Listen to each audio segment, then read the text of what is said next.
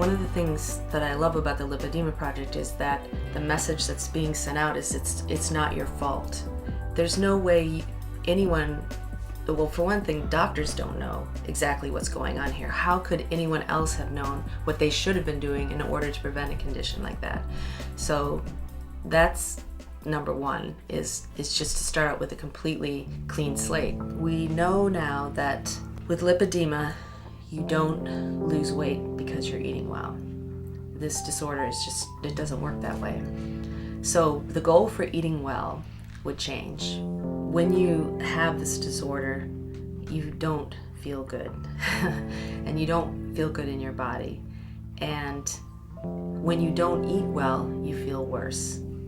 So the main motivation for eating well, and as far as I can see, is you want to feel as good as you can, and eating well is going to help you feel a whole lot better, 100% better than you have. It's also going to prevent things from getting any worse. So anything that is affected by a bad diet, you're going to stop that in its tracks and keep that from getting worse. And the main reason, again, to me, would be so that you would have the energy. You would have the energy to cope with and deal with how you are going to move forward, given the condition that you have. It may not lead to weight loss. It may not reverse the condition. At this point, it doesn't seem to have that effect. But what it will do is it will prevent you from succumbing to this incredible amount of stress that you're going to be under trying to deal with this situation. It's going to create resilience in your body. It will prevent other types of diseases from, developing. And it will also help in general to balance your hormonal situation and prevent further problems. The other thing I understand about lipedema is that there is an issue with the lymphatic system. That for some reason, there's this detox mechanism in the body is not working properly. And so it just makes sense that you would want to support like the other pathways for detoxification.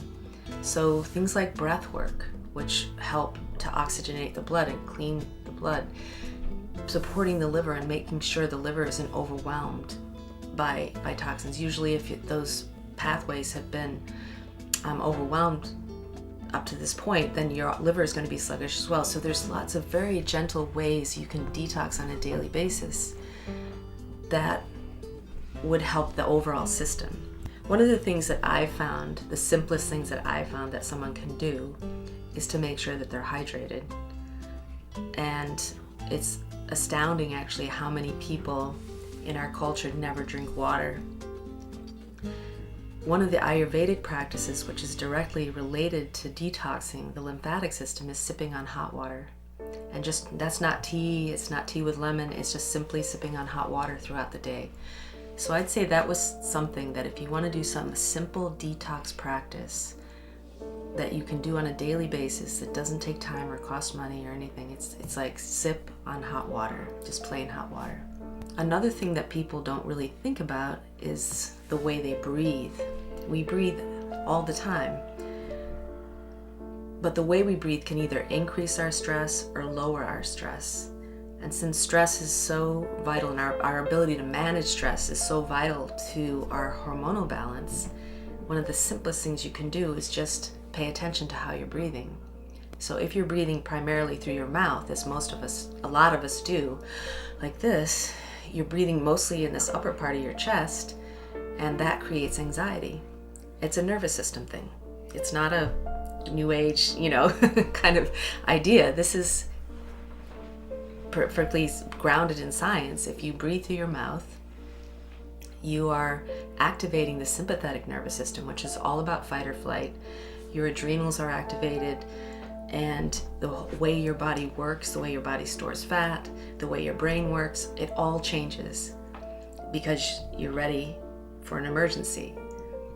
When you breathe in and out through your nose, and you do that consistently, even if you only do it for half a minute, you're activating this parasympathetic nervous system, which is all, they call it rest and digest. This is sending your body a signal everything's okay. You stop producing cortisol. You start producing oxytocin and some of these really good feel-good hormones. Your brain starts to work differently. Your body, the metabolism is completely different when you're activating that parasympathetic nervous system. It's a completely different story. So one of the simplest things you can do is, first of all, just pay attention to how you're breathing and make sure you're not breathing through your mouth. And just practice this whenever you think of it. Just practice breathing in and out through your nose.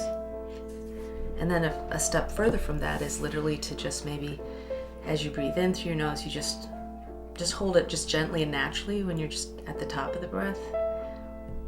And then when you exhale, you just pause a little bit at the bottom of the breath.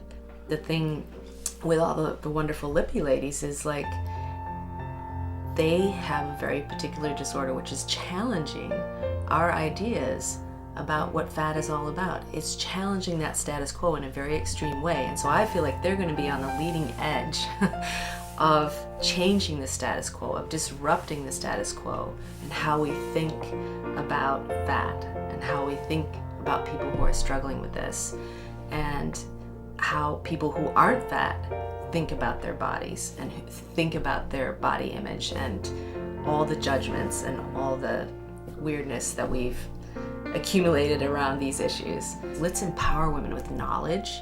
Let's empower them with tools.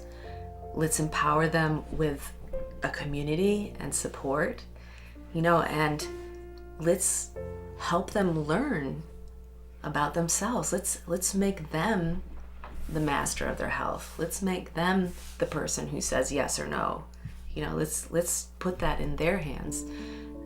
To me, it may seem like a slower way. It's not instant, but it's what lasts. It's what actually is sustainable. It creates real change, creates real healing, real health, real community, long-lasting change in relationships. And to me, that's the best of the best. So for me, it's for all women, and there's just I actually feel like this Lipedema Project has a huge role that it's going to play in changing all this for the better.